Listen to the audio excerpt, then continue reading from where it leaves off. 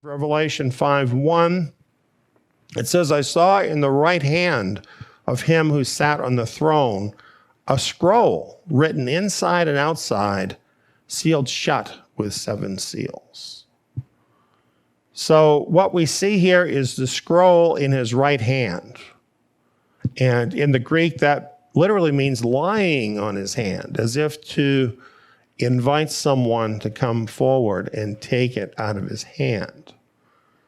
And this scroll is his royal decree that actually offers the solution to all of these problems that we've just looked at, and contains the full judgment that must come upon the rebels and the rewards that must come to the overcomers, and of course the outcome of all of these things.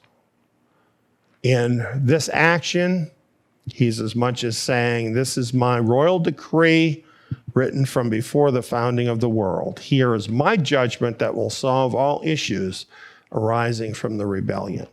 This is what is so amazing about this, that he had this solution already before he ever created the world.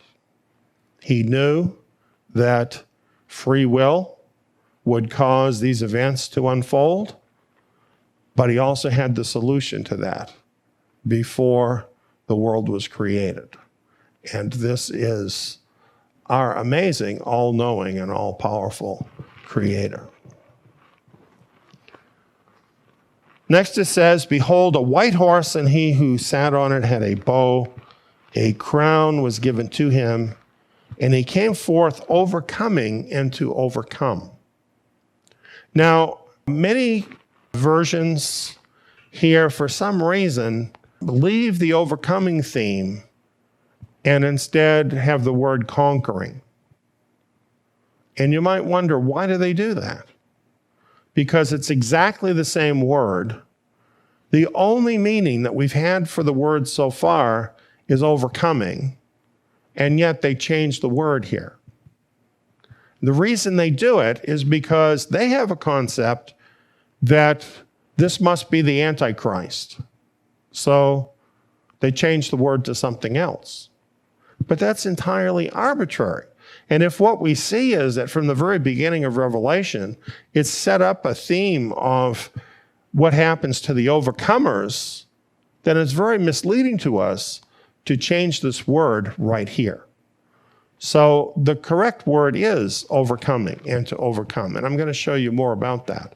Well, of course it does. Malachi 3:1 says, I send my messenger, and he will prepare the way before me, the messenger of the covenant.